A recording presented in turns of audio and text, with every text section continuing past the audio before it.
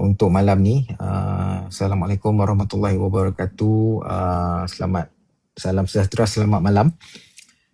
So malam ni sekali lagi kita bersama dengan Dr. Nur Azlina Abdullah, Managing Director bagi Azpro Bersatu Consulting Group Senyap Berhad.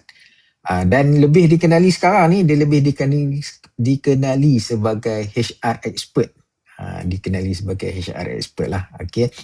Jadi Dr. Nur Azlina, kalau tak salah saya, Doktor dah 27 tahun pengalaman dalam bidang HR, betul? Alhamdulillah, baru 27 tahun.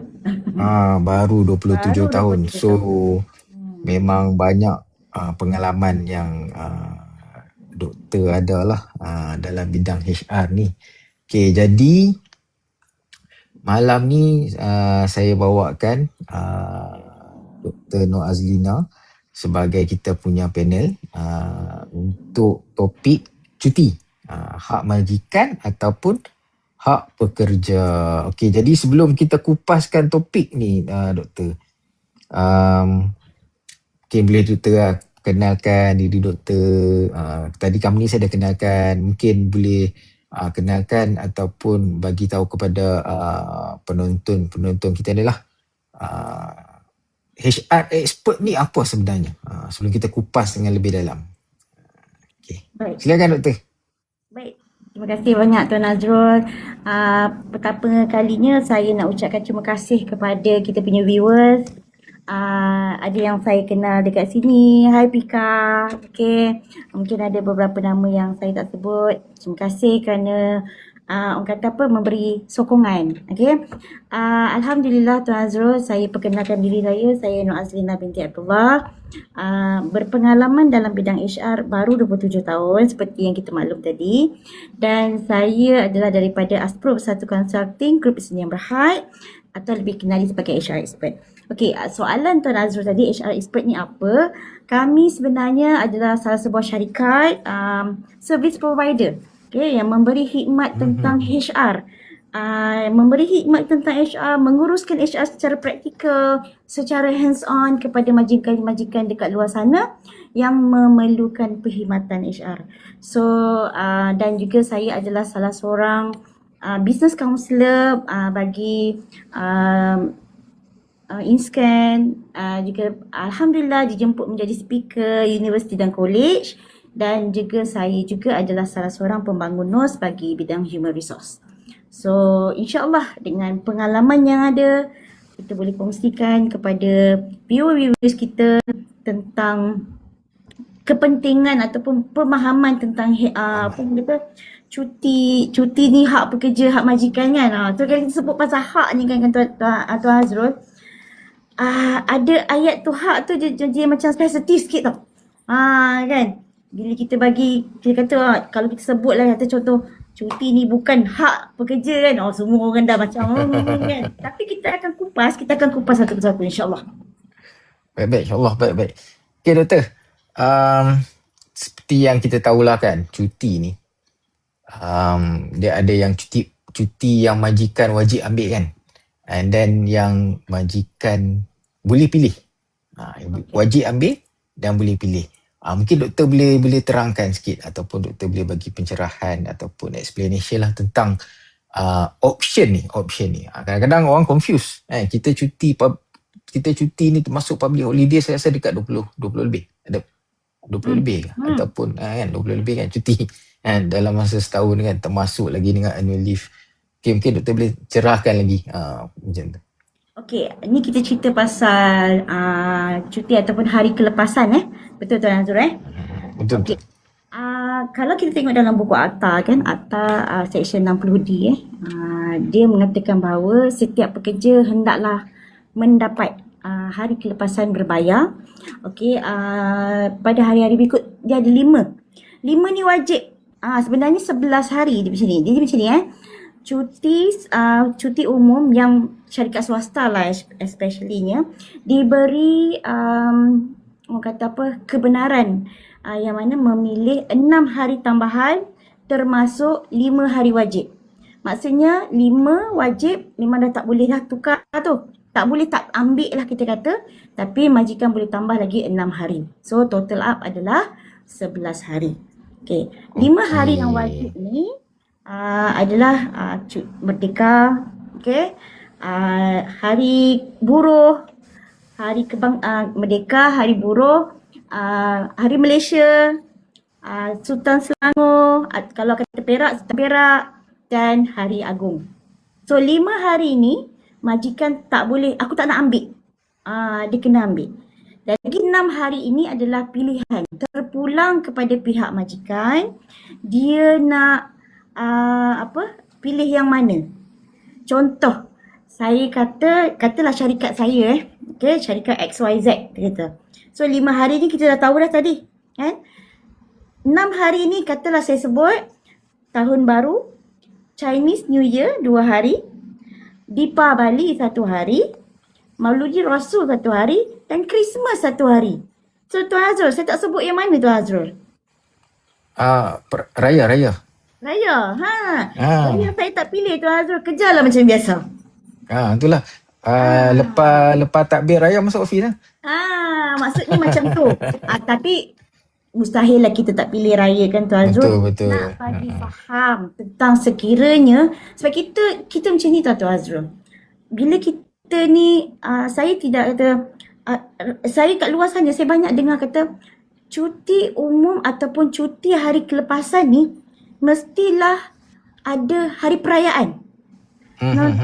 Perayaan itu adalah pilihan.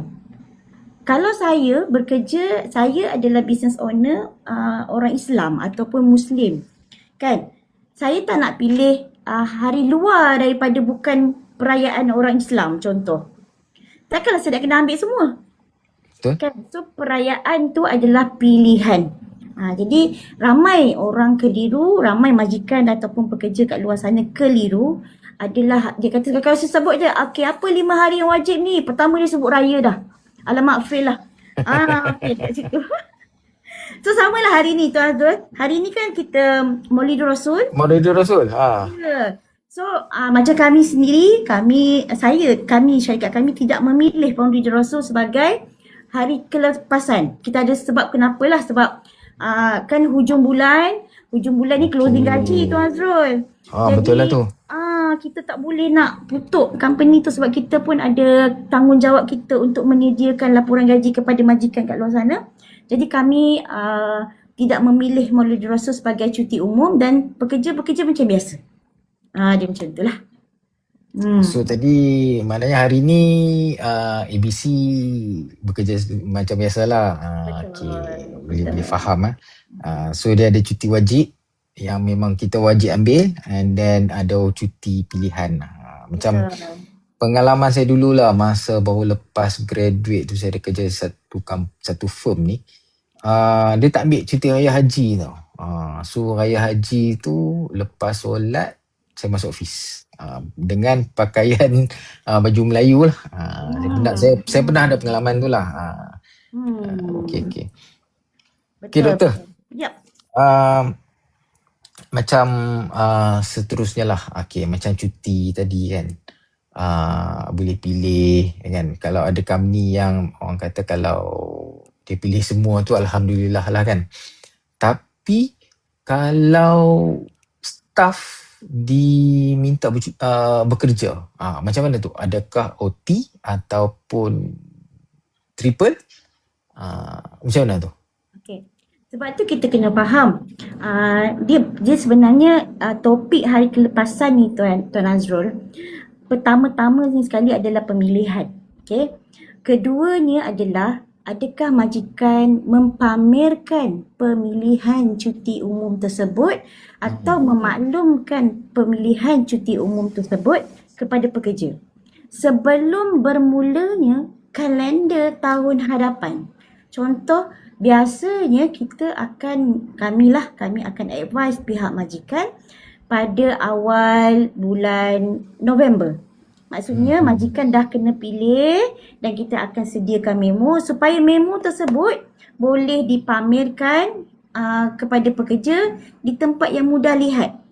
Okey, sebab pekerja kena tahu tahun hadapan saya akan bercuti public holiday pada bila? Okay, so apabila pekerja dah tahu sekian tarikh, okay, so dia dah kena tahu dah 5 hari wajib ni tadi saya sebut tadi kan. Jadi 5 hari wajib ni Tuan Azrul tidak boleh diganti.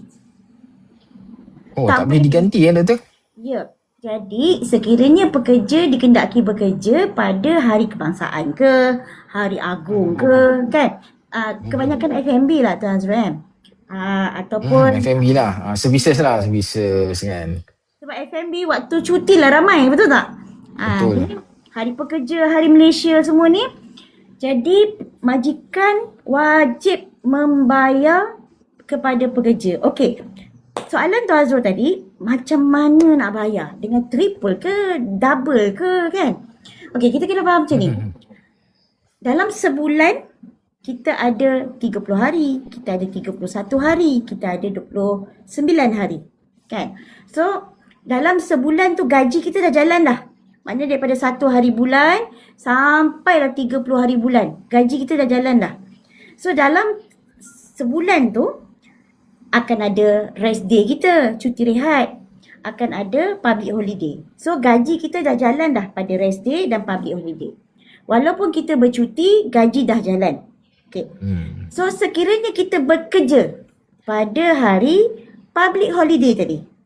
Okay, kita bekerja pada hari public holiday tadi, majikan wajib membayar 2 kali gaji lagi.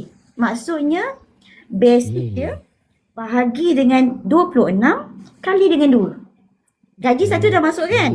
Dah sebulan dah tu. Tambah lagi 2. Itu kiraan dipanggil payday.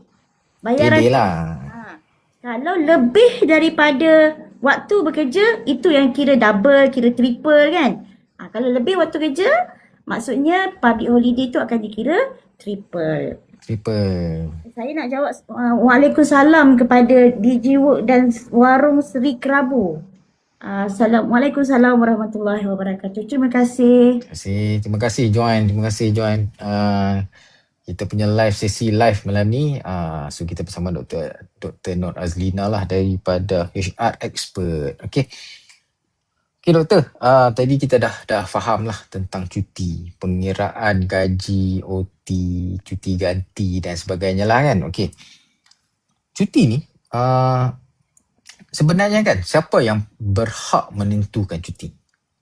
Siapa yang berhak menentukan cuti? Maksudnya apa tu? Maksudnya adakah bos ataupun adakah majikan ataupun majikan bos, macam mana dia nak menentukan cuti tu, apa hak dia?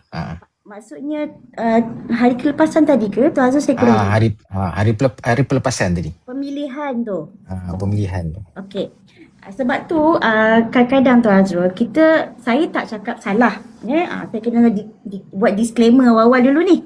Okay, saya tak cakap salah sebab kadang-kadang ada sebilangan majikan dekat luar sana, dia dah pilih siap-siap hari kelepasan am tu dan terus masukkan dalam, kadang-kadang ada lateover kan, ada yang masukkan dalam polisi siap-siap. Polisi, betul. Okay. Dia tak jadi salah. Okay. Tapi adakah salah kalau majikan memaklumkan ataupun membuat perubahan pada setiap tahun? Pun tak salah. Sebab dalam Seksyen 60D dalam kurungan 1A dia kata majikan hendaklah mempamerkan supaya mudah dilihat. Maksudnya majikan dibenarkan untuk memilih cuti umum tu pada akhir tahun untuk tahun berikutnya. Betul. Kenapa kena macam tu Tuan Azrul? Sebab contohlah Tuan Azrul katalah saya memilih tahun baru tahun ni. Tahun baru saya declare as a cuti umum pilihan.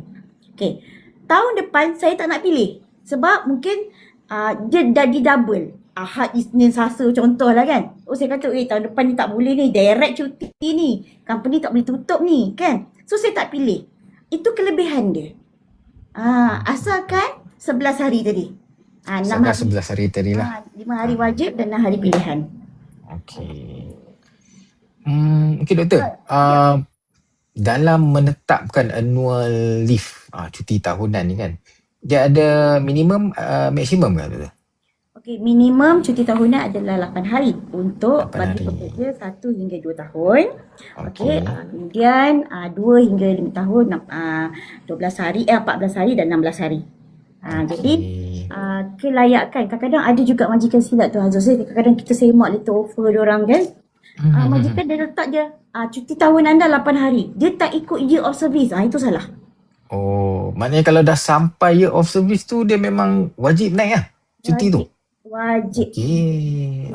Saya nak meragukan soalan daripada DG Selangor, doktor. Cuti ke? Apabila MB bagi tahu 1 September ni sebenarnya Selangor menang Sukma. Oh, kita simpan dulu soalan tu.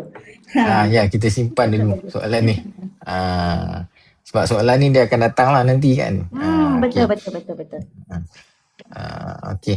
So tadi pasal cuti lah. Kalau pasal cuti maknanya minimum adalah 8 hari. Maksimum ada tu? Maksimum, okey, dia sebenarnya macam ni. Dalam buku akta tu dia guideline. Terpulang sebenarnya majikan nak bagi berapa pun asal banyak tu pun kira okey.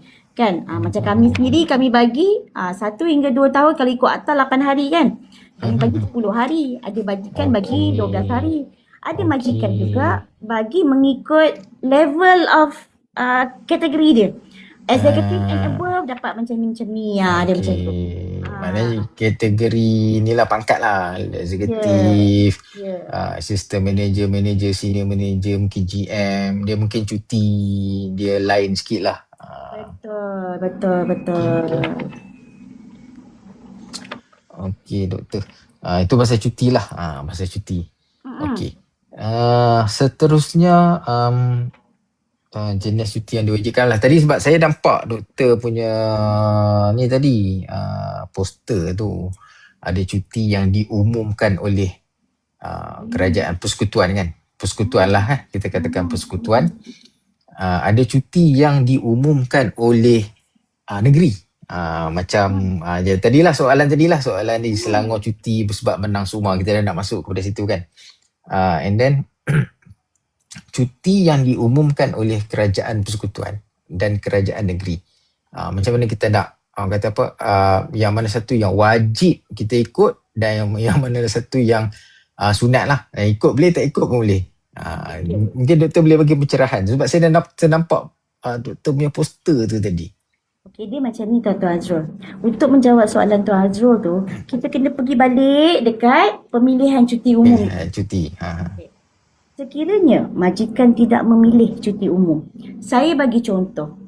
Kita sebut bank. Bank. Bank semua cuti dia cuti. Okey. Ataupun kita kata sekolah. Semua cuti dia cuti. Betul tak? Okay. Maksudnya bank dengan sekolah dia tidak membuat pilihan cuti umum. So apabila bank dengan sekolah tak membuat pilihan cuti umum, cuti peristiwa tadi dia wajib. Okey. Tak kisahlah dia section 8 ke, dia section 9 hari kelepasan ke, dia wajib. Sebab syarikat tidak memilih cuti umum sebelum tu. Tetapi kalau syarikat tu buat pemilihan cuti umum dan dia pamerkan, dia maklumkan kepada pekerja, tahun depan inilah senarai cuti umum yang syarikat pilih. Tiba-tiba yang kita kata Sukma tadi tu. Sukma tu tiba-tiba menteri announce kita menang Sukma. Hari bulan cuti. Majikan dengan bangganya boleh cakap apa? Saya tak pilih. Sebab saya buat pemilihan awal itu hari. Ya. Akan tetapi Tuan Azrul, sekiranya diumumkan oleh PMX, PM kita. Okey. PM. Bila diumumkan oleh PM, dia akan pergi ke semua. Tadi yang pemilihan Sukma tu untuk Selangor je. Selangor je lah. Tak kena. Betul tak? Ataupun katalah Johor kadang-kadang tu menang bola. Johor je. Jadi syarikat boleh untuk tidak memilih dengan syarat dia buat pemilihan cuti umum tadi. Maknanya sebelum mula tahun tu, sebelum masuk tahun baru tu, dia dah buat pemilihan. Jadi macam cuti tambahan ni, contoh menang bola ke menang Sukma tu, dia boleh tak pilih lah sebab dia dah buat. Okay. Kalau dia tak buat, maknanya dia ambil semua cuti yang ada, dia kena ikut jugalah. Wajib lah. Betul. Dia kena ikut lah. Ha, Okey. dan sekiranya Tuan Azrul katalah contohlah kan, saya tak pilih tapi saya nak tutup. Alhamdulillah lah Ha. kan. Okey lah kan? Okey lah kan. Okey, maknanya kita bagi macam extra benefit lah pada staff macam tu kan. Okey. Tetapi sekiranya syarikat memilih, mana syarikat kata contoh macam PMX tadi announce, syarikat memang wajib ambil lah kan. Tak boleh nak tolak sebab dia tak boleh menafikan pengumuman PM tu tadi. Jadi memang dia kena pilih. Alright, so itu jatuh kepada Seksyen 8 Hari Kelepasan Am. Jadi diumumkan oleh Kerajaan Persekutuan yang mana dia wajib ambil. Dia wajib dan bila wajib syarikat boleh buat 3 kaedah. Kaedah yang pertama, nak senang cakap, tutup lah. Kan? Kaedah yang kedua, kalau syarikat kata, ya Allah mana boleh tutup, tiba-tiba pula PMX umumkan kan. Jadi syarikat kata, minta maaf, dia kata, Azina minta maaf, awak kena kerja, dia kata. So, bila kita bekerja, syarikat boleh untuk menggantikan pada hari lain. Tapi menggantikan pada hari lain itu mestilah dalam tahun yang sama. Okey, maknanya tahun yang sama lah. Kalau 2026 ni mesti dalam sebelum 31 lah ataupun hari last 31 tu lah dia boleh ganti kan? Betul. Kalau kita tengok kan Tuan Azrul kan, kita ambil yang paling short lah habis tahun kan. Cuti Christmas. Contoh. Christmas lah. Katalah syarikat memilih Christmas sebagai hari kelepasan am dia. Kan Christmas 25 hari bulan. Lepas tu syarikat kata, Azlina you kena kerja lah 25 hari bulan ni, minta maaf lah. Sebab kita short hand contoh kan. So saya pun bekerja 25, 26, 27. Bila masa ya syarikat nak ganti balik saya punya cuti tu sebab short kan. Lagi 6 hari ni, 6 hari je.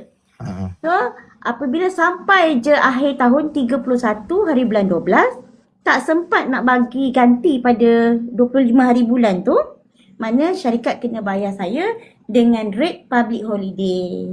Okey, double, triple? Double lah. Double lah kan? Double pay day. Double pay day. Triple OT. Triple untuk kerja lebih masa. Okay. Tapi untuk yang bekerja pada hari public holiday itu adalah pay day. Tu pay day lah. Double lah. Okey. Maknanya dia kalau dia tak sempat ganti, dia kena ni lah. Dia kena bayar double lah. Bayar. Okey. Boleh faham. Okey, doktor. Okey, doktor, kita dah clear lah. Part tu lah, cuti-cuti ni. Okey. Kita masuk pada cuti juga. Okey, dalam ni lah, dalam kita punya appointment letter lah kan. Dalam appointment letter, dia ada annual leave. Dia ada hospitalization leave. Maknanya ada MC, ada annual leave, ada MC, ada cuti hospital. Okay, so ada cuti maternity. Maternity. Kadang-kadang ada juga kami yang bagi paternity pada suami. And then cuti kematian, cuti bencana ataupun cuti kematian lah, cuti ihsan lah orang cakap kan, cuti ihsan. Okay, kategori-kategori ni, cuti ni, dia wajib ke ataupun majikan boleh pilih? Itulah macam mana tu? Okey. Dia dalam apabila kita sebagai seorang terima kasih. Okey, clear doktor. Terima kasih. Okey, alhamdulillah, terima kasih. Okey, dia macam ni. Kalau cuti ni Tuan Azrul, tadi kita sebut saya sebut balik. Kita ada cuti tahunan, kita ada cuti sakit, kita ada cuti hospitalisasi, paternity, maternity. Ini adalah 5 cuti yang wajib. Tadi Tuan sebut tadi, saya dengar cuti ihsan, cuti kahwin contoh. Betul, cuti kahwin, betul. Cuti tahniah, macam-macam lah orang bagi. Ada cuti mengerjakan umrah pun ada dengan haji. Ini adalah benefit tambahan. So kita cerita pasal yang 5 ni dulu. Yang wajib dulu. Yang wajib dulu. Saya suka cerita ni pasal apa Tuan Azrul. Ramai orang cakap, doktor, cuti tahunan kan, kalau tak habis, majikan tak carry forward, Macam mana doktor Dia kata, salah kan dia kata. Okey, saya kata macam inilah. Semua cuti-cuti ni tak boleh carry forward. Cuti sakit, pernah ke company carry forward tak habis? Tak pernah. Tak pernah. Cuti paternity, tahun ni isteri saya tak bersalin, dia kata. Boleh tak carry forward? Tak boleh. Kan? Tak logik betul tak? Okey, tak logik. Cuti hospitalisasi. Tahun ni doktor, saya tak masuk hospital, dia kata. 60 hari tu saya nak carry forward, boleh tak? Tak masuk akal.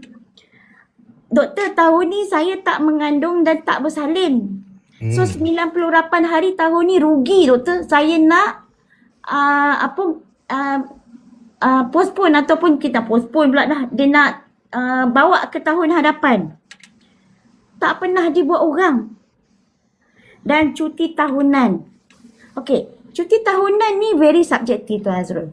Kalau polisi syarikat mengatakan bahawa cuti tahunan yang tidak habis boleh dibawa ke tahun hadapan. Sebab tu kadang-kadang kan ada majikan ni boleh bawa separuh, dia kata. Ada majikan yang boleh bawa 3 hari saja. Tapi katalah contoh, majikan kata tak boleh carry forward. Adakah majikan melanggar akta? Tidak. Tidak. Dalil dia kat mana? Cewa kita sebut pasal dalil pula dah ya. Okey, dalil dia ataupun section dia adalah dalam buku akta, okey, kita boleh refer dalam section 60E. Alright. Dalam kurungan 2, dia mengatakan bahawa majikan hendaklah memberikan. Maksudnya, cuti tu dia dah bagi dah. 8 hari untuk 12 bulan. Contoh Dan pekerja hendaklah mengambil. Okey. Cuti tersebut tidak lewat daripada 12 bulan. Selepas berakhirnya setiap 12 bulan yang kehadapan. Dan sekiranya mana-mana pekerja gagal mengambil cuti tersebut dalam tempoh 12 bulan tu, dengan itu hilang kelayakan cuti tersebut. So maknanya tak salah lah kalau kata majikan tak nak carry forward. Dia macam tu. Sebab tu kadang-kadang kita tak faham. Tu orang kata, saya terpanggil dengan Tuan Azrul punya poster juga Tuan Azrul. Cuti tu hak majikan atau hak pekerja Tuan Azrul? Itulah tu yang tu kita bincang topik tu. Itu yang main dia tu. Kita masuk bab hak sekejap gitu. Aduh, saya kadang-kadang kalau saya cerita pasal hak-hak pekerja ni kan, bila saya sebut cuti ni bukan hak pekerja. Dia semua dah tengok lah macam tu Azrul kan. Cuti ni sebenarnya kelayakan pekerja. Hak majikan. Hak majikan. Kat mana hak majikan? Meluluskan atau tidak meluluskan, itu adalah hak majikan. Okey. Kan? Okey doktor, tadi yang Ya, teruskan. Sorry, tadi yang 5 tu yang wajib lah kan. So yang tambahan ni adalah benefit lah kan. Okey, benefit tu Nazrul, kalau benefit tu dipolisikan, dimasukkan di dalam polisi syarikat lah, employee handbook lah. So dia akan jadi wajib kepada wajib. Sebab dia masukkan dalam polisi. Dia boleh tuntut lah. Tapi kalau kata contoh macam saya sebut tadilah, kalau orang sebut pasal cuti tu adalah hak pekerja, dia macam ni sebenarnya tuan-tuan ataupun viewers yang kita hormati, yang kami hormati semua. Dia macam ni lah, saya nak bagi analogi dia lah supaya kita senang faham Okey.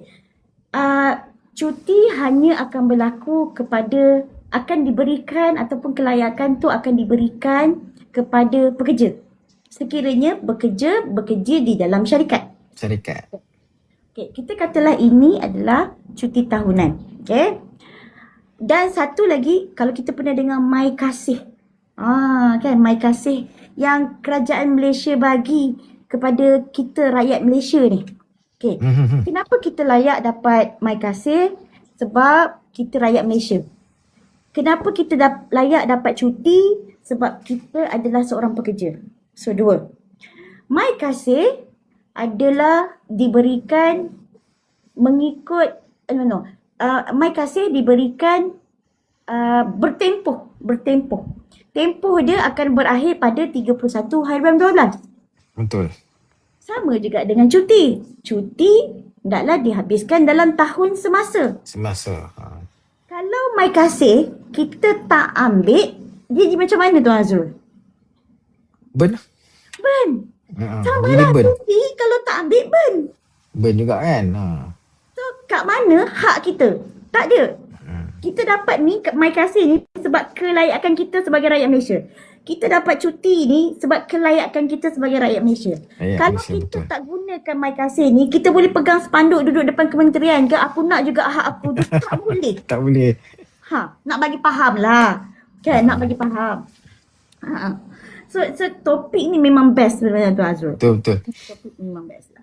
So kita balik ke topik kita yang asal ni lah, main topik ni, hak majikan atau hak pekerja lah. Tadi doktor dah sebut cuti adalah hak majikan. Bagi pekerja dia adalah orang kata apa tadi doktor? Dia kelayakan. Kelayakan majikan, kelayakan yang pekerja dapat. Cuti ni adalah hak majikan. Okay, so dia ada tata cara dia tau. Kadang-kadang ada company yang dia minta kita apply 5 hari sebelum, 3 hari sebelum. Yang tu kita faham lah, yang tu memang dalam SOP ataupun peraturan syarikat. Dalam akta adakah macam tu? Dia sebenarnya dia tak ada. Okay, dia tak ada. Tapi kenapa syarikat menggariskan ketentuan itu supaya tidak mengganggu perjalanan operasi syarikat. Okay. Tuan Azrul, saya terfikir satu benda Tuan Azrul. Sebab saya pernah jumpa ada sebilangan lah majikan kat luar sana. Dia kata, doktor, saya bagi staff saya cuti tadi lah, cuti paternity, cuti bla bla bla bla. Disebabkan staff saya ni saya tak bagi dia kelayakan cuti sebelum 12 bulan. Tapi saya benarkan dia ambil emergency leave tidak lebih 3 kali dalam setahun. Okay. Saya duk cakap, emergency leave dibenarkan. Saya rasa macam, faham tak? Kita ni kalau boleh, kita tak nak menggalakkan pekerja mengambil cuti tiba-tiba. Betul.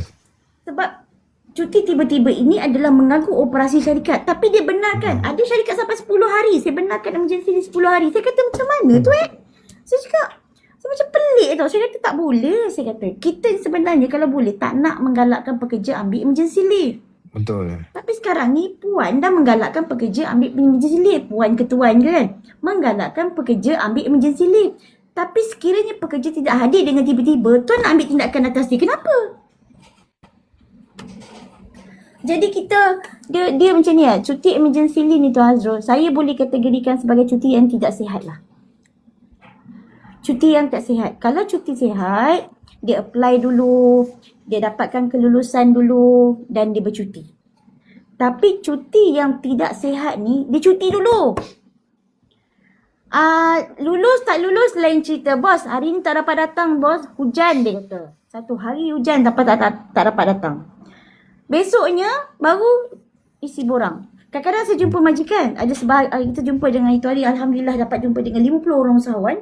Dia kata, doktor, macam mana saya tak nak luluskan? Dia dah cuti, dia kata. Saya terpaksa luluskan. Saya cakap dengan majikan, kenapa terpaksa? Kenapa terpaksa? Sebab dia cuti, panggillah dia kerja. Dan ada juga majikan, ada juga pekerja dia buat macam ni tau. Bos, tak apalah bos. Kalau bos tak luluskan cuti saya ampit lah. Kau pula yang mengajar. Dia pula yang boleh tentukan Tak boleh. Kita sebagai majikan, kita kena ada satu, dia bukan kejam tau Tuan Azrul. Tapi sebenarnya untuk mendisiplinkan pekerja dengan cara yang betul. Betul. Cara yang betul. Kan? Itulah kadang-kadang ada yang ambil cuti dulu, apply kemudian cuti tak approve, dah cuti kan. Ataupun dalam polisi syarikat 5 hari sebelum cuti kena apply, ataupun 3 hari sebelum cuti kena apply. Tapi apply mungkin nak cuti besok, hari ni baru apply. Ya. Itu yang kalau in case berlaku sesuatu tu macam mana tu doktor? Ini sebenarnya kalau kita sebagai seorang pekerja, kita tidak membendung perkara ni Tuan Azrul. Dia akan menimbulkan isu disiplin pekerja. Sebab kita yang membuka pintu tu. Sebab contoh saya cakap tadi lah. Kita tak nak pekerja tiba-tiba tak ada. Bos hari ni tak dapat datang bos. Dengan pelbagai alasan. Bos, saya minta maaf lah hari ni bos saya sakit perut lah bos, tak boleh kerja. Besok datang minta MC tak ada pula. Jadi lepas tu apa tindakan HR? Lepas tu apa tindakan majikan? Mintalah. Kalau dia kata contoh, saya tak pergi klinik lah bos. Kenapa tak pergi klinik? Macam mana awak sebagai seorang pekerja nak membuktikan betul awak sakit? Betul. Itu tanggungjawab dia sebagai seorang pekerja. Tanggungjawab kita benarkan. Kalau betul dia ada MC, kita benarkan. Dan kita akan tolak daripada kelayakan. Dia tak ada masalah. Tapi tanggungjawab dia sebagai seorang kerja mana? Kalau kita sendiri sebagai, kita kata mak bapak lah kan, macam anak kita mengajar kan. Kalau kita sebagai, kata majikan, kat mana kita mendidik pekerja kita untuk ikut SOP tu? Dan percayalah, kalau daripada awal, kita tidak mendidik pekerja kita daripada awal, dia akan jadi standard practice yang akan diikuti oleh orang-orang lain. Kenapa dia boleh? Boleh macam tu gitu dia kan. Dia bukan standard operating procedure. Dia dah jadi sendiri operating procedure. Ya, S dia tukar sendiri nanti dia jadi sendiri. Sendiri operating procedure. Sebab kadang-kadang perkara ni langkah-langkah akan mewujudkan kepada masalah ataupun isu-isu disiplin Tuan Azrul. Punca dia daripada SOP, punca dia daripada kita sebagai majikan yang tak ambil cakna, tak ambil berat, yang terpaksa. Akhirnya majikan sebab ni macam ni saya percaya satu word saya Tuan Azrul, bangunnya syarikat kita, berjayanya syarikat kita bukan sebab kita.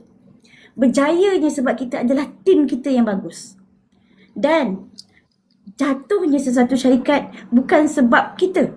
Jatuhnya sebuah syarikat adalah sebabkan tim kita yang kita tak bagus. So disiplinkanlah supaya kita dapat merasai hasil dia. Saya nak meraihkan Puan Juliana. Waalaikumsalam Puan Juliana. Waalaikumsalam warahmatullahi wabarakatuh. Okay, selamat datang Puan. Okay doktor, majikan dia ada hak kan untuk tolak cuti, untuk reject permohonan cuti kan, dalam keadaan yang macam mana dia boleh? Okay, dia macam ni. Pertamanya adalah daripada operasi syarikat lah. Okay. Operasi syarikat. Dia bukan syarikat reject cuti tu sebab aku tak suka kau, dia kata kan. Kan tak. Dia kita reject tu atas sebab-sebab tertentu. Sebab mungkin waktu hari yang dia apply cuti tu, saya boleh katakan kepakaran kita diperlukan. Okay, kepakaran tu kepakaran yang macam mana? Kena orang yang hebat-hebat? Tak. Contoh kita kata barista. Kan? Barista tu kalau orang lain tak boleh buat kerja dia, dia pakar dalam bidang dia. Kalau dia tak ada air, dia tak sedap. Contoh kalau ada barista yang lain boleh buat macam dia buat, syarikat lepaskan je cuti dia contoh. Kan? So kita kadang-kadang orang kan, saya ni waiter je.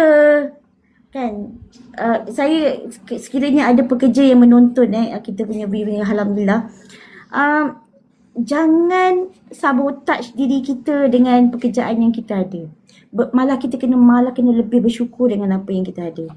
Sebab betul, pakaran kita dalam bidang yang kita buat, dia tak perlukan berstatus profesor, berstatus datuk, doktor semua barulah dianggap sebagai orang yang berpakar. Tak. Wak Imam orang kata apa, cleaner cuci di tepi jalan pun, kalau kita sebagai orang yang hebat ni tak mampu buat apa yang dia buat, dia pakar dalam bidang dia. So, kita sepatutnya harus berbangga dengan apa yang kita ada. Kita kena banyak-banyak bersyukur dengan apa yang kita ada. Sebab rezeki yang Allah bagi tu dengan sebaik-baik berkat yang kita buat, insyaAllah. Puan Juliana, alhamdulillah baru masuk. Apa topik? Oh, hari ni kita topik cuti, Puan Ju. Cuti. Topik yang best dan ada yang tak best. Ada yang orang seronok Best cuti ada yang kan. tak Ada, best lah. ada yang best, ada yang tak best lah tentang cuti ni. Tapi topik ni kalau kita kupas memang panjang lah topik cuti ni kan. Dan selalu menjadi perbalahan. Tentang cuti ni selalu jadi perbalahan. Betul. Kadang orang pasal cuti ni kan. Okay. Okay doktor, yang macam pasal cuti. Okay, majikan, pekerja, hak, tanggungjawab. Okay. Saya sebagai seorang pekerja lah. Katalah saya ni lah pekerja di ABC. Okay. So apa tanggungjawab saya terhadap majikan? Daripada segi cuti ni lah. Apa tanggungjawab saya? Okay, dia related dengan apa Puan Juliana tulis tu lah. Apply, letak atas meja, tak nak ambil tahu, approve ke tak dan terus hilang. Okay, susunan daripada tu sebenarnya macam ni. Kita sebagai seorang pekerja, apabila kita nak memohon cuti, kadang-kadang kan ada, Tuan Azul pernah dengar tak orang cakap sini? Saya cuti pun bos kacau saya. Saya tak boleh cuti. Asal cuti ni mesti bos kacau saya. Kan? Saya selalu cakap macam ni je lah. Bos kacau awak sebab sebelum cuti, awak tak pastikan kerja awak in order. Kalau awak tak nak diganggu, pastikan kerja awak tu in order. Serahkan kepada bos. Bos, saya nak cuti ni. Ni outstanding saya bos. Yang mana saya boleh buat selepas cuti ni bos. Takkan akan dah ganggu bos. Kan? Tapi kadang-kadang ada pekerja yang macam Puan Ju cakap lah. Isi borang, letak atas meja bos, sampai dia tarikh tu hilang.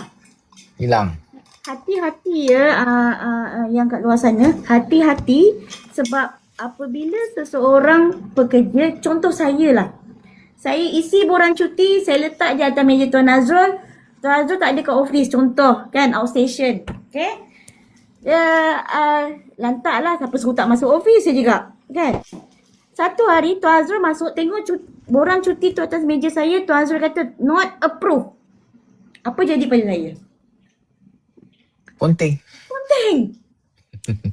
Sebab saya tak pastikan cuti saya lulus dulu sebelum bercuti.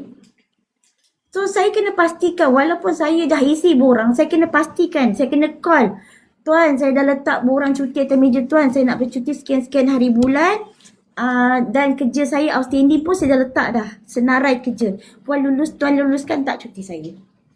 Contoh Tuan kata, okey lulus. Alhamdulillah.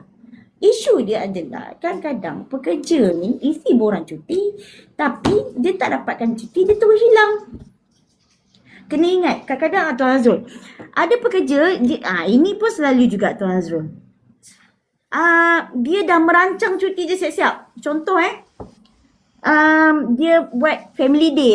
Selalu kan family day. Ambil tiket siap-siap nak pergi overseas, pergi Bali, Hat Nyai semua ni kan. Dia dah beli tiket siap-siap, lepas tu baru dia apply cuti. So bila dia apply cuti, saya nak bagi kondisi macam ni. Kalau contoh saya dah beli tiket pergi ke Krabi. Krabi tak nak kalah. Okay. Saya hantar borang cuti kat Tuan Azrul. Pergi Krabi dah beli tiket. Dah booking hotel. Kan? Dah set dah dengan family-family ni nak pergi Krabi. Hantar borang cuti kat Tuan Azrul. Tuan Azrul tak luluskan cuti saya. Saya nak buat macam mana? Saya nak teruskan bercuti. Ataupun, sebab saya nak beli tiket ni. Ataupun saya batalkan tiket penerbangan saya. Isu tu akan timbul di situ. Kadang-kadang pekerja ni lupa tau. Bila dia ambil borang cuti, dia bukan ambil borang cuti. Dia beli tiket dengan harapan dia minta majikan luluskan. Bos, saya dah apply, dia dah beli tiket dah bos. Dengan paksaan dia suruh bos dia luluskan. Itu silap dia. Buatnya saya bercuti di Krabi bukannya sehari tu Azrul. Saya bercuti di Krabi katalah 3 hari ataupun 4 hari, of course. Dalam akta kerja mengatakan, sekiranya contohlah Tuan Azrul tak meluluskan cuti saya, akta kerja dalam Seksyen 15.2, pekerja yang tidak hadir bekerja melebihi 2 hari berturut-turut, dia dah langgar kontrak. Kontrak. Saya bukan ponteng tau. Saya apply cuti tak lulus. Lagi teruk kisah dia. So maknanya memang saya tahu cuti saya tak lulus. Saya macam mana saya tak pastikan cuti saya lulus. Dan saya tahu cuti saya tak lulus. Tapi saya pergi juga ke Krabi tadi dengan enjoy balik kena buang kerja. Macam mana tu? Itulah. So hati-hati. Sangat kena hati-hati. Sebab benda-benda macam ni, perkara-perkara macam ni ramai sangat yang terlepas ataupun tersilap lah kita cakap. Ataupun kita tak nak. pandang ringan ataupun tak faham. Ataupun So, tak faham lah. lepas tu dia salahkanlah majikan lah. Melayu tak nak tolong Melayu lah. Kan? Lepas tu dia cakap lah bangsa sendiri pun tak nak tolong. Aku kerja pun tak pernah macam ni. Kesilapan tu adalah pada diri sendiri. Sebab dia dah apply tiket, dia dah beli tiket dulu, dia dah booking hotel dulu baru dia. Hotel apa semua kan. Itu pun salah satu juga. Banyak isu tu Azrul. Antara isu lain juga adalah ni emergency leave. Kita kadang-kadang kita dapat appointment hospital. Berapa lama tu Azrul? Sebelum kita pergi the next. Kadang-kadang sebulan dah tu. So sebulan awal kita dah dapat dah appointment tu. Betul tak? So kalau kita dah dapat sebulan awal, kenapa kita tunggu besok nak pergi hari ni buat apply cuti? Betul lah. Boleh apply annual leave kan sebenarnya. Kita sebenarnya macam ni, tanggungjawab kita sebagai pekerja Tuan Azrul. Kita nak maklumkan pada majikan, Tuan, saya pada tarikh 15 hari bulan 9 esok saya tak ada. Sebab saya nak pergi ke hospital, ni supporting dokumen saya ataupun bukti pada 15 hari bulan 9 saya tak ada. Pada tarikh tersebut, saya pun pergilah ke hospital atau klinik untuk appointment. Doktor bagi saya MC. Ambil lah MC tu, batalkanlah cuti tu. Tapi, saya tak apply awal-awal sebab apa? Mindset saya bila hospital dan klinik saya bayangkan MC. Tu kesilapan kita. Kan? Saya nak meraihkan soalan daripada... Kita ada soalan percetakan Asrul HQ. Kalau kontrak kata dia ada kelebihan ke untuk cuti tahunan atau kalau nak cuti juga macam mana? Ni saya rasa status kontrak lah ni, bukan permanent staff lah punya soalan ni. Dia sebenarnya dia tak kisahlah permanent staff ke ataupun pekerja kontrak ke ataupun kontrak ni saya mungkin saya boleh klasifikasikan kontrak itu adalah kontrak fixed term kontrak lah, pekerja yang bertempoh. Pekerja yang bertempoh adalah pekerja yang di bawah akta. Okay? Apabila dia di bawah akta, dia ada cuti tahunan lah. Okay? Kalau dia nak cuti, samalah proses dia kena apply borang cuti. Kalau kita sesuai pada tarikh yang dia nak apply tu tidak mengganggu perjalanan operasi syarikat, syarikat boleh meluluskan. Tapi kalau kata syarikat tak meluluskan, pekerja tidak dibenarkan bercuti.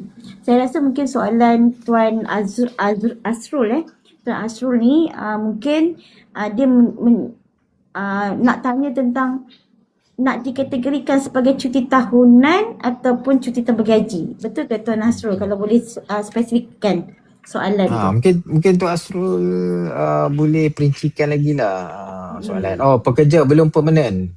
Okey. Pekerja belum permanent. Okey, dia macam ni Tuan. Dalam buku akta ni, dia tak ada pun cakap pekerja permanent ataupun pekerja kontrak ataupun pekerja Allahumma salli ala Sayyidina Muhammad belum confirm tak dapat cuti. Tak ada. Permanent tu sebenarnya diberikan supaya ada pemantauan sepanjang 3 bulan. Tu kita yang buat. Dalam akta tak ada pun tempoh percubaan tu tak ada. Okay. So samalah kalau kerja belum permanent, kalau Tuan Asrul tak nak luluskan cuti tu, tak payahlah luluskan. Dan cuti tu kan hak majikan.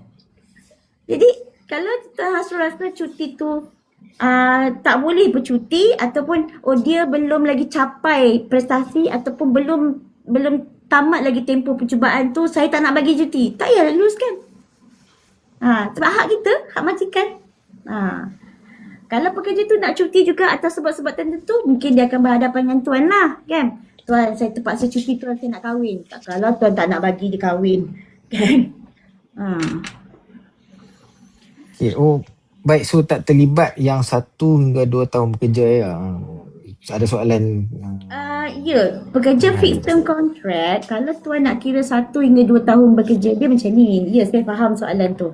Dalam akta kerja, dia kata selepas 12 bulan berkhidmat. Okay. Dia boleh dibagi selepas 12 berkhidmat. Sebenarnya, kalau pekerja itu permanent, layaklah kita gunakan selepas 12 bulan berkhidmat tu sebab dia memang permanent. Tapi kalau dia kontrak, bila masa dia nak dapat cuti tu? So prorate lah cuti tu. Kalau 3 bulan, prorate lah 3 bulan tu. Bagilah 8 bahagi dengan 12 kali dengan 3. Mungkin dia dapat 2 hari. Macam tu kan. Lebih kurang lah. Tapi sama cuti dia prorate kan. Kita prorate kan. Prorate. Okay. Kadang-kadang pun cuti ni dia berbeza macam contract of service dengan contract for service kan, betul? Kita ada contract of service, contract for service. Sebenarnya kalau contract for service, dia tak cerita pun pasal akta-akta ni. Dia antara perjanjian antara majikan dengan pekerja lah. Dia tak cakap pekerja. Majikan dengan orang yang memberi khidmat tu tadi. Khidmat. Kalau dia sebut pekerja, dia automatik dia bawa akta. Okay? Bawa akta lah kan. Yeah. So dia jatuh wajib lah kan EPF so. Kalau contract of service, yes wajib. Dia contract of service ni tuan, dia ada berapa kategori tau. Dia ada permanent, itu contract of service. Dia ada fixed term contract dan dia ada part time. Kat luar sana part time, hati-hati kalau kita gunakan perkataan part time. Part time kalau tuan puan dekat luar sana menggunakan perkataan part time, hati-hati sebab part time yang tuan-tuan sebut tu mungkin termaktub di bawah akta. Yang mana part time juga dilindungi oleh akta yang mana mereka layak cuti, layak MC, ada public holiday, hati-hati. Topik yang orang kata menggunakan perkataan macam ni. Full time, pekerja tetap kalau kita orang dalam bahasa Inggeris ataupun ada orang sebut pekerja tetap full time. Kan? Part time apa dia? Separuh masa. So kalau separuh masa dia ada dalam akta. Dan dia ada EPS also. EPS also. So sebab kadang-kadang majikan, dia pekerja part time je. Aduh mak, macam mana saya nak explain kat diorang ni kan. Ya betul. Sebab yelah mungkin kurang faham lah kan. Betul. Kategori ni sangat membahayakan majikan kalau majikan kurang jelas tentang penggunaan part time tadi tu. Dia boleh kena saman doktor kan? Boleh kena saman Saman. Tuan Hasrul, saman daripada akta kerja ni dia satu kepala maksimum 50k. Maksimum? 50k. 50k. Part time wajib ada EPF dan SOCSO ya, wajib. Kalau dia jatuh ke akta pekerja atau buruh. Macam mana kita ada soalan pencetakan Hasrul kata pekerja sambilan by project. Okey, surat kena hati-hati Tuan Hasrul. Pekerja sambilan by project tu kena hati-hati. Tapi hati-hati kalau kata pekerja dia macam ni. Kalau nak tahu dia pekerja part time atau bukan part time, dia kita dalam 1 minggu 45 jam. Kan kita kerja. Okey. Kalau dia kurang 30% daripada 45, kurang, dia akan jadi casual worker. Tapi antara 30% ke 70% antara tu itu adalah part time. Kalau 70% ke atas jadi full time dah. Antara 30% ke 70%. Maksudnya macam ni. 13.5 jam hingga 31.5 jam. Itu adalah pekerja part time. Nak faham sebenarnya. Kalau pekerja tu bekerja 31.5 jam ke atas. 31.5 jam ke atas itu adalah pekerja tetap. Kalau dia kerja 13.5 jam seminggu ke bawah, itu adalah pekerja casual.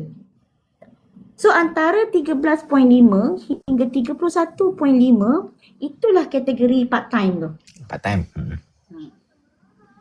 Caruman EPS sama full time dengan part time, dia ikut year of service, dia ikut berapa bayaran yang kita bayar lah. Ikut berapa bayar yang kita bayar. Berapa gaji ni lah, ada rate dia kan. Kita ada rate dia. EPS so ada rate dia. Ikut berapa yang ni lah. Betul. So, kalau kita cerita pasal bab cuti ni Tuan Azrul betul, bab cuti. Itu tak masuk lagi kalau kita tengok kalau internship ni dia bukan kita punya pekerja tau, tapi cuti tu. Macam mana kita nak dia nak cuti, dia punya MC, macam mana kita nak tetapkan tentang internship ni. Okay, dia macam ni Tuan Azrul. Ini pun ada juga beberapa perkara dekat luar sana yang kadang-kadang saya minta maaf lah kepada pihak majikan sebab saya jaga majikan ramai Tuan Azrul. So pada asal kita jaga majikan ni, mereka ni kurang arif sikit tentang ni. Dia sebenarnya macam ni, apabila kita memilih pelajar intern untuk bukan, kita tak memilih, kita menerima. Ayat yang betul lah Apabila kita menerima pelajar intern untuk menjalani industri ke tempat kita. Latihan industri ke tempat kita. Dia bukannya pekerja kita. Jadi tugasan pekerja yang hakiki, yang biasa kita bagi sebagai seorang pekerja, tak sepatutnya kita bagi full tag tu kepada pelatih industri ni. Pelatih industri dia lah. Sebab mereka ni baru nak menjalani latihan sebagai seorang pekerja. Tapi ada juga majikan yang menggunakan skill pekerja ni, dia nak cabar. Boleh tak kau buat? Contoh. Sebab majikan punya niat, apabila pekerja ataupun latihan industri ni, dia percaya mencapai 3 bulan tu, dia nak ambil ni sebagai pekerja dia. Kan? Jadi dia test dulu pekerja latihan pun ada juga. Saya ada satu isu yang saya dengar, dia bahagian missionary Tuan Azrul. Pelatih industri masuk, dia suruh repair satu mesin. Mesin tu rosak. Dia suruh pelatih industri ganti. Tak boleh lah. Betul lah. Sebab tu bukan, sebenarnya tu bukan dia punya job scope pun sebenarnya kan. Kita ada job scope. So bila melibatkan pelanggan macam tu, so kita berbalik pada cuti tadi. So apabila pelajar intern ni masuk, mereka akan dibayar allowance. Allowance latihan industri lah.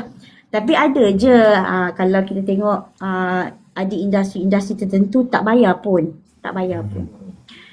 So apabila kita bayar, ada majikan yang pekerja tadi ataupun latihan industri ni bercuti contoh. Dia kata okey, latihan industri, pelatih industri dia tak layak cuti, dia tak layak MC. Dia kata. So majikan kata kalau mereka ni ambil cuti ataupun MC, saya akan tolak daripada allowance bulanan dia. Boleh je. Boleh je. Okay. Doktor, kita ada soalan. Kita ada soalan daripada Wan. Cuti setiap tahun bertambah kan, dan maksimum berapa hari? Kita tadi doktor dah cakap, mungkin doktor boleh ulang balik. Mungkin yang menanya soalan ni mungkin baru masuk kot. InsyaAllah. Okay, Cik Wan, okay, merujuk pada soalan tu, dia macam ni Cik Wan Kalau kita tengok dalam section 60E, right, dalam kurungan 1, dalam kurungan A, dia kata 8 hari bagi pekerja yang setiap 12 bulan perkhidmatan berterusan sehingga tempoh kurang dari 2 tahun. Maknanya 1 hingga 2 tahun dia akan dapat 8 hari. Okay. 2 tahun ke atas, maknanya dia capai 2 tahun dan ke atas dia akan dapat 12 hari. Okay. Dan 2 tahun ke atas hingga 5 tahun. 2 tahun, hingga 5 tahun dia akan dapat 12 hari. 5 tahun ke atas dia akan dapat 16 hari. Okey. Itu adalah mengikut buku panduan akta ataupun akta kerja. Tapi sekiranya majikan memberi lebih pada 8 hari, lebih pada 12 hari, lebih pada 16 hari, tak jadi masalah. Terpulang kepada pihak majikan. Saya tengok buku intern ada maklum bagi tahu cuti hanya 6 hari walaupun MC tak cukup akan di-repeat balik. Ada juga macam tu, ya. Ikut universiti kan, ikut setengah universiti kan. Ada juga sebab dia kena habiskan hari kan, macam kota day dia tu kan. Kota day tu. Apa dipanggil? Yalah kota hours tu. Ya betul, boleh. Ada juga macam tu.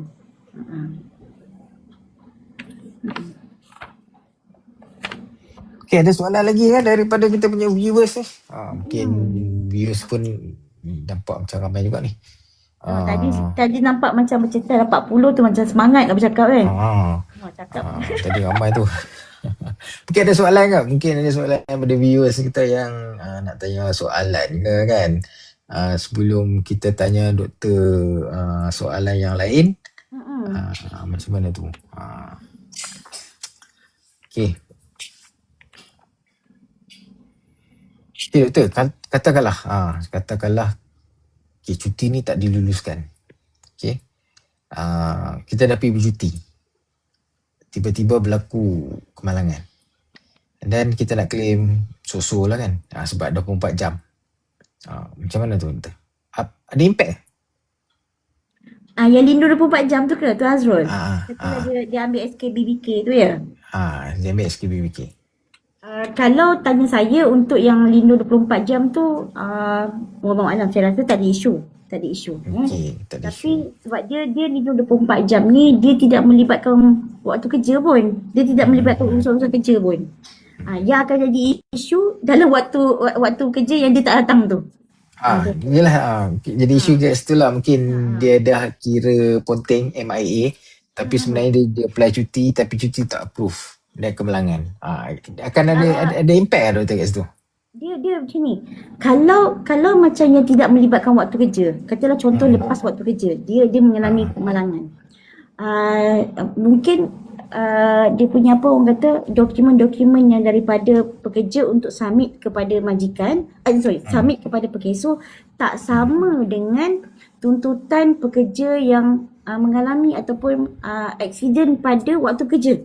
Sebab dalam waktu kerja dia perlukan ada laporan kehadiran, dia macam tu. Kalau yang tidak melibatkan waktu lepas pada tu tak ada isu. Kalau dia nak tuntut lindung 24 jam tu dalam waktu tu tak dapat lah, memang tak dapat lah tu. Sebab lindung tu selepas waktu bekerja kan. Lepas waktu bekerja lah kan. Tak dapat lah. Tapi kalau dia ada insurans sendiri, dia claim insurans sendiri lah. Claim insurans sendiri lah kan. Sebab cuti ni kadang kita tak boleh pandang ringan lah sebenarnya cuti ni. Mesti kena confirmkan dengan majikan, dengan HR. Adakah cuti kita ni diluluskan, sebab mungkin akan ada impact ataupun implikasi selepas tu lah sekiranya berlaku sesuatu. Sekiranya kadang-kadang majikan ni dia macam okay lah tak apalah, bagi peluang lah dan sebagainya kan. Tapi contoh kalau majikan yang strict ni 2 hari tak datang pergi bercuti, 3 hari 2 malam, 3 hari tak datang pun dah kira ponteng, dah langgar kontrak, boleh kena pecat. Dan boleh kena pecat kan betul betul. Okey, Cik Wan biasa-biasa. Contoh je ni, saya MC. Okey. Tapi jalan pi pekan la. Lepas tu accident. Boleh kena tindakan tak? Macam ni lah. Kita ni dah lah MC. Kita bagi kepada pihak majikan supaya kita nak maklumkan ketidakhadiran kita. Sebab kita sakit. Lepas tu yang kita pergi berjalan kat luar, tu buat apa? Dah lah MC hang kena accident pula. Tu dia cerita dia. Kan? Allahu Akbar. Saya rasa macam saya kenal je Wan biasa-biasa ni. Tapi tak apalah. Kita cuba gunakan slang yang faham. Dia macam ni tau sebenarnya. Saya ada satu kes yang tu Azrul. Dia MC tau. Dia bagi MC dekat pihak majikan dia 2 hari. Sebab kes dia cabut gigi. Okey. Cabut gigi kan. Gigaham.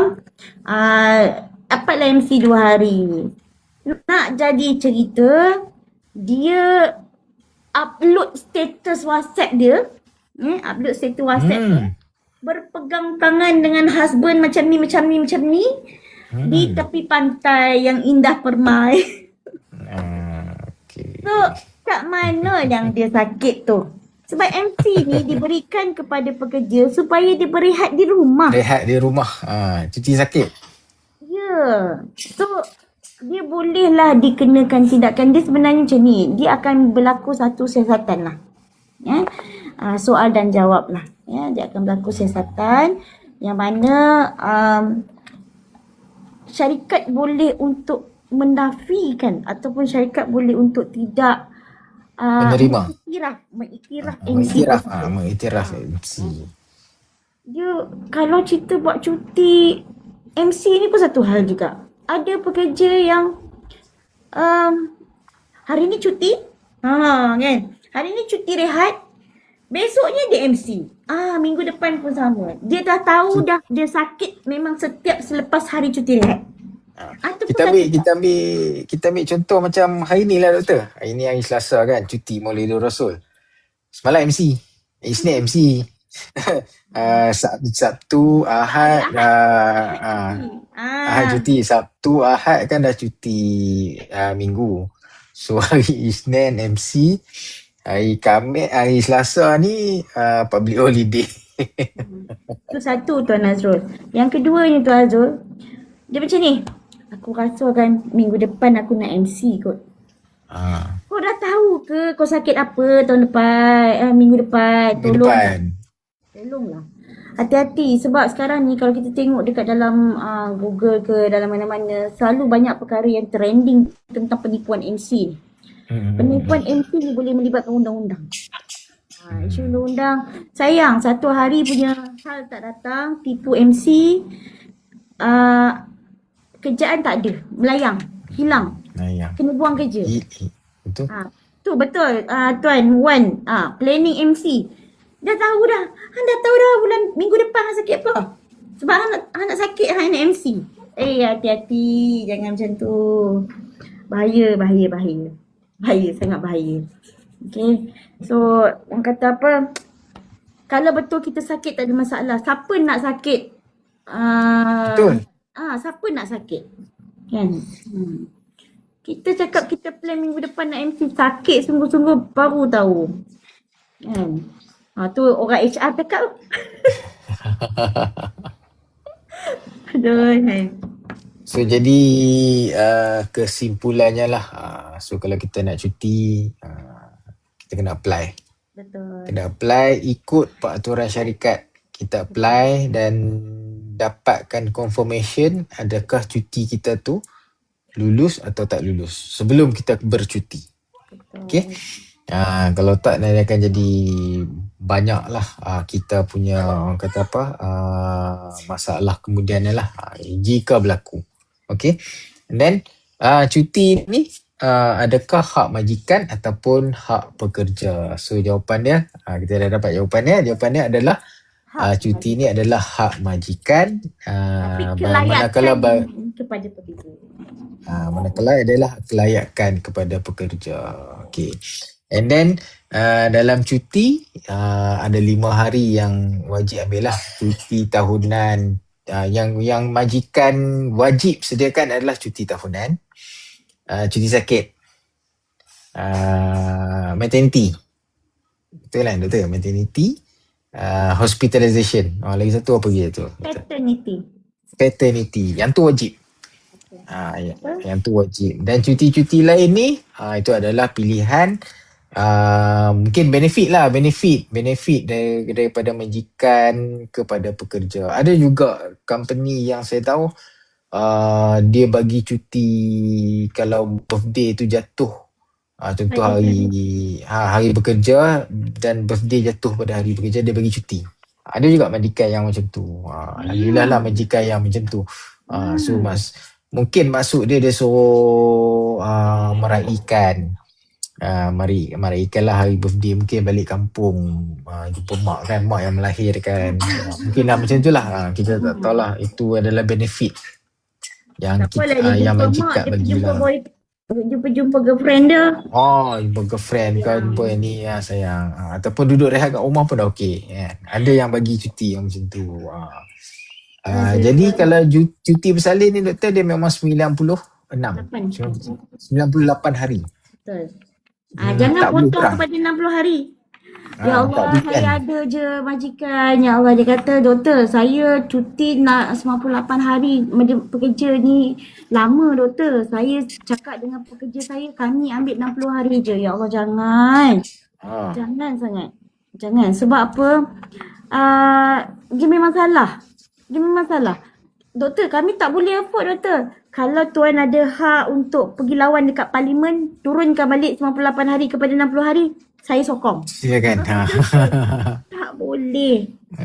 Sebab dia dah gazet kan? Dia dah gazet sebagai, dia digazet kan? Nak tak nak memang kena ambil. Ya, dan dia tidak mengira industri. Ya, semua. Tadi Tuan Azrul sebut pasal cuti paternity Tuan Azrul Cuti paternity ni sebenarnya dia ada syarat je juga Tuan Azrul. Kalau dulu paternity ni adalah untuk meraihkan isteri bersalin. Kan? Kita bekerja, kita lelaki bekerja dalam syarikat, isteri kita bersalin, kita diberikan cuti ihsan dulu. Okay? Betul. Okay, ada syarikat yang tak bagi pun. Isteri hang salin, hang isi lah borang. Tolak cuti contoh. Ada yang syarikat kata okey boleh 2 hari. Ada syarikat yang bagi 3 hari. Tapi bermulanya pindaan akta tahun 2022 yang dikuatkuasakan pada 1 Januari 2023, cuti paternity ni wajib diberikan kepada pekerja, tapi ada syarat. Pertama syarat dia adalah pekerja lelaki tersebut mestilah berkhidmat dalam majikan yang sama selepas 12 bulan. Okey. Kalau dia kurang 12 bulan, dia tak layak dapat lagi. Okey. Yang kedua, dia mestilah berkahwin dengan pasangan dia. Ini pun topik yang best juga ni Tuan Azrul. Berkahwin dengan pasangan dia, kalau dia ada 4 isteri, 4 dia kena declare. Kalau contohlah dia katalah 2 cukup lah kan. 2. Okay. Dia ada isteri pertama, dia ada isteri kedua. Dia declare dengan pihak syarikat nama Aminah. Yang bersalinnya Fatimah. Fatimah tak ada rekod dalam syarikat. Dia tak layak dapat. Sebab ramai kan kat luar sana disorok yang nombor 2 punya. Tapi bila dah bersalin, dia nak bercuti lah juga kan. Cuti lah kan. Dia tak layak. So dia kena faham. Yang sah dan dimaklumkan kepada syarikat lah. Betul. Dan 7 hari berturut-turut. Berturut-turut tu maksudnya macam ni Tuan Azrul. Katalah hari ni Maulidur Rasul. Dia bersalin semalam. Contoh semalam. Okay. Semalam adalah isteri dia bersalin. Hari ni Maulidur Rasul yang syarikat memang ambil. Dia akan kira daripada semalam, hari ni sampai 7 hari. Okey. Nanti dia kata, Maulidur Rasul tolak lah. Contoh kan. Tak. Dia terus strict. Kata kalau contoh besok pula, dia punya cuti hari cuti dia. Pun akan dikira sekali juga. Dan ada orang tanya saya, kalau isteri saya bersalin malam macam mana? Kalau isteri dia bersalin contoh hari ni lah hari ni, hari kerja dia, Isteri dia bersalin malam. Siang tadi dia dah kerja kan. Cuti bersalin tu akan dikira bermula daripada besok. Besok. Walaupun tarikh dia bersalin pada hari ni. Sebab siang Sebab tadi dah lepas office hour kan? Betul tak? Ya. Sebab siang tadi dia dah kerja. Dia dah kerja dah. Dia masuk kerja kan. Sebab ada Sebagai orang contoh faham. lah kan doktor contohlah isteri beranak hari Jumaat pagi. So hari Jumaat tu dia dapat 1 hari. Sabtu Ahad pun dah dikira contohlah dapat 3 hari kan. Jumaat Jumaat, Sabtu, Ahad tu dah dikira 3 hari kan. Dia tak boleh bawa ke Isnin dan Selasa. Tak boleh kan. So dia kena berturut-turut kan. Tak boleh postpone pun. Dia tak boleh postpone kan. Contohlah, saya tak mau ambil lagi cuti isteri saya beranak ni tak mau ambil lagi. Saya nak ambil minggu depan lah. Tak boleh tak boleh. Tak boleh kan. Dia mesti kena straight lah. Kalau dia dapat 5 hari, contohlah dia dapat 5 hari. So Jumaat tu dia kena 1, Sabtu 2, Ahad 3. So dia akan dapat lagi 2 tu Isnin dan Selasa lah. Dia tak boleh bawa ke Rabu Khamis lah kan. Yang 2 cuti tu kan. Maknanya dia kena straight lah. Cuti paternity ni. Berturut-turut. Itulah. Itu yang kadang-kadang orang confuse tu. Kadang-kadang orang confuse. Kadang-kadang dia akan argue lah. Ni Sabtu Ahad ni memang dah cuti. Jadi memang akan argue. So itu yang ni lah. Ya. So doktor, topik cuti ni memang kalau orang tak faham memang boleh jadi gaduh. Boleh jadi gaduh. Sebab doktor, kalau tadi cuti paternity tu dah memang wajib kan. Diwajibkan akta baru ni mula Januari 2023 dah wajib cuti paternity. Dia ada letakkan berapa hari tak? Cuti maternity? Paternity. 7 hari. 7 hari. Minimum 7 hari ataupun maksimum 7 hari? 7 hari. 7 hari tu memang 7 hari lah dia dapat. 7 hari lah dia dapat. So dibenarkan untuk tidak hadir bekerja selama 7 hari. Okay. So kalau let's say wife bersalin, dia memang dapat 7 hari lah sebab dia dah digesekkan dalam akta yang baru ni kan. Dengan syarat dia mestilah melebihi 12 bulan berkhidmat dalam company 12 bulan berkhidmat dengan company yang sama. Okay, betul, faham. Ni part cuti ni lah kan. Tu belum lagi kita tengok salah laku tentang cuti ni. Tipu MC. Tipu MC. Saya Tuan Azrul, saya nak cerita pun kadang-kadang malu. Bulan lepas saya mengendali kes tipu MC ni. 5 orang pekerja dah buang kerja. Allah. Sayang. Sebab 5 orang sekali kan doktor? Satu syarikat? Company yang berbeza-beza lah. Okey, Cik Wan biasa-biasa. Contoh wife 1 bersalin. Lepas tu wife 2 pula bersalin. Jadi 14 hari lah ya. Ya betul. Dia terhad kepada 5 kali tuan. 5 kali dalam setahun. Kalau tuan ada, maaf tuan orang kata ni kalau tuan ada 3 orang isteri, 3 kali bersalin dalam tahun yang sama, tuan masih layak. Tuan masih layak.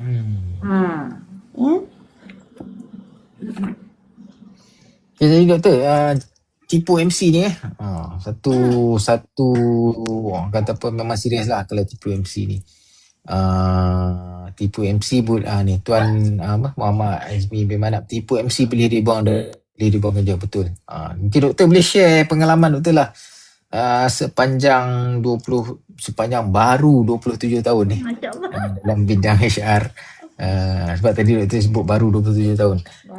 So sepanjang baru 27 tahun ni mungkin doktor boleh share pengalaman. Tadi pun doktor dah cakap kan ada bulan lepas ke ada 5 orang yang telah dibuang sebab tipu MC. Mungkin doktor boleh cakap explain ataupun ni segala lah.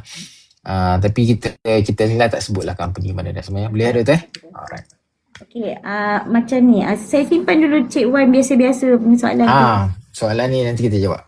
Okay, Cik Muhammad Azmi bin Manaf, terima kasih. Tipu MC boleh dibuang kerja. Ya, alasan boleh buang kerja tu macam mana? Dia macam ni tuan. Okay. Penipuan MC ni adalah satu perkara yang memang tak ada kompromi sebenarnya. Tapi kita sebagai seorang, katalah orang HR ke, pengurus ke, majikan ke, sebelum tindakan pembuangan itu berlaku, dia ada proses dia. Macam mana kita nak tahu bahawa MC tu tipu atau tidak? Biasanya ni pengalaman saya saya biasanya kita akan tengok pattern pekerja tu. Macam saya cakap tadi lah. Macam tuan Zazia, hari ni Maulidi Rasul memang public holiday. Rasul. Sebelum tu hari Ahad, semalam dia cuti.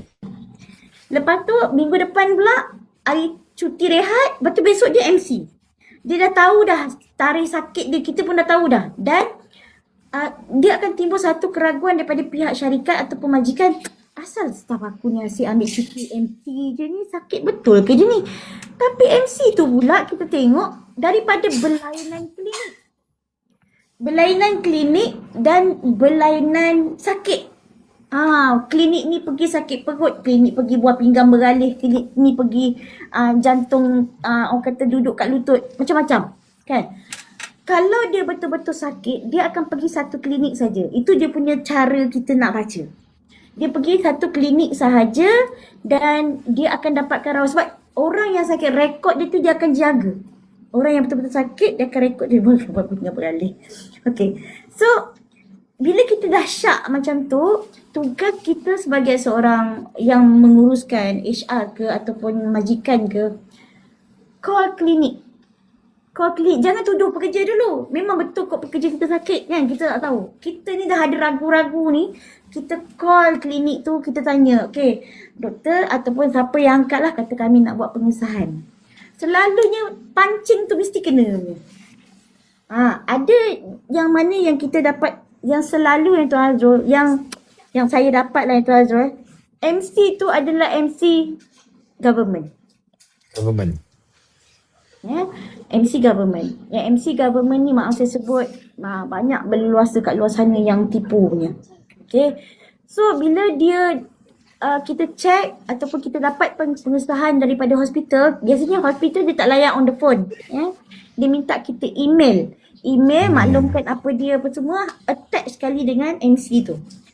Alhamdulillah, biasanya respon mereka sangat cepat. So dia akan maklumkan sama ada MC ini dikeluarkan oleh hospital ni ataupun kami mengesahkan bahawa MC ini adalah palsu. Contoh. So kita dah ada dia punya bukti. Kan? Kita dah ada dia punya bukti. So apa yang perlu kita buat? Keluarkan surat tunjuk sebab kepada pekerja tadi tu dan beritahu dia bahawa kita meragui MC dia. Suruh dia jawab.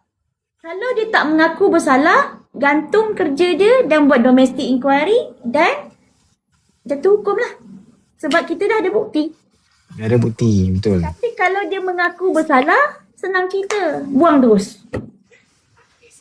Ataupun ada majikan nak bagi kelonggaran, bagilah amaran terakhir. Macam tu lah. Itu menjawab soalan Muhammad Azmi. Tuan Muhammad Azmi bermana. Okey, kita nak jawab. So kalau doktor macam ni lah. Katalah dia dah ni kena buang kan, tapi dia minta tak apalah dia nak resign. Ataupun kita tetap juga nak buang. Sebab record kan. Dia kalau tanya saya lah, kalau kita dah ambil tindakan penggantungan ataupun nak buat domestic inquiry, pekerja tu nak resign, lagi senang kerja kita tuan.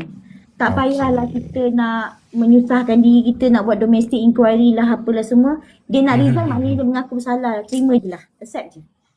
Accept je okay. Kalau 24 jam pun kita accept je lah doktor. Accept je. Senang kita cuci tangan. Tutup buku. Alright. So okay, doktor tadi soalan ni lah dok. Soalan Tuan Wan ni lah. Wan biasa-biasa ni. Apa tadi tu? Cuti sukma. Cuti sukma.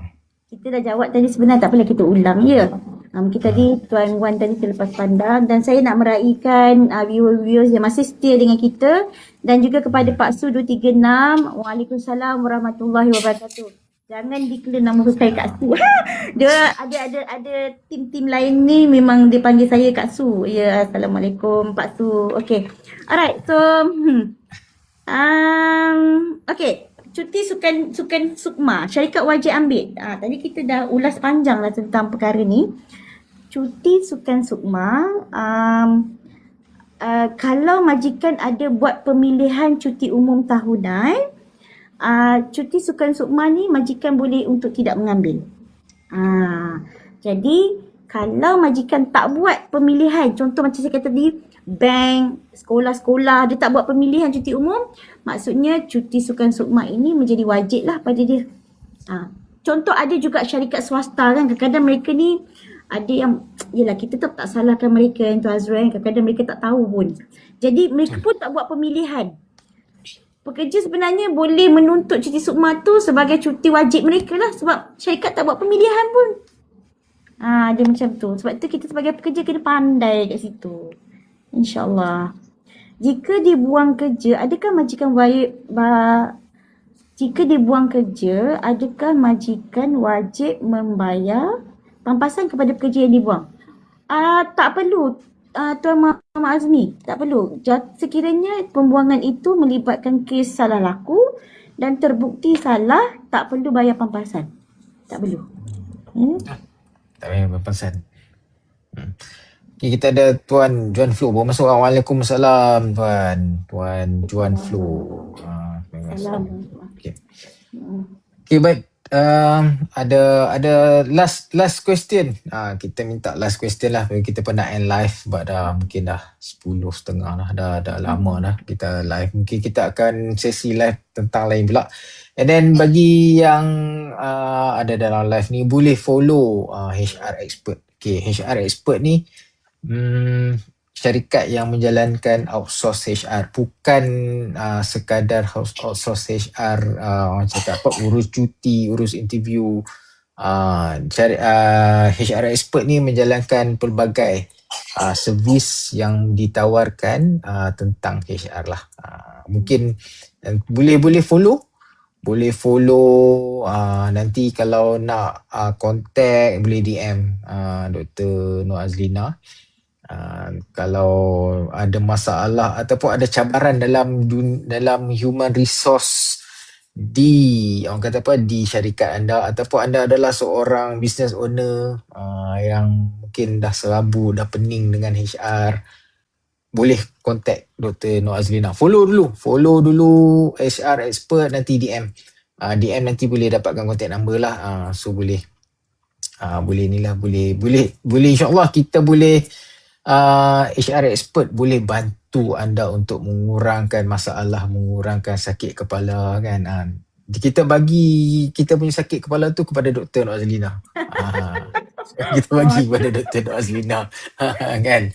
InsyaAllah. Okay, last question adakah daripada daripada viewers ke, followers ke? Okay, kalau tak ada apa-apa mungkin kita akan end live, Doktor. Terima kasih Dr. Nur Azlina binti Abdullah, Doktor Managing Director bagi Azpro Bersatu Consulting Group Sdn Bhd yang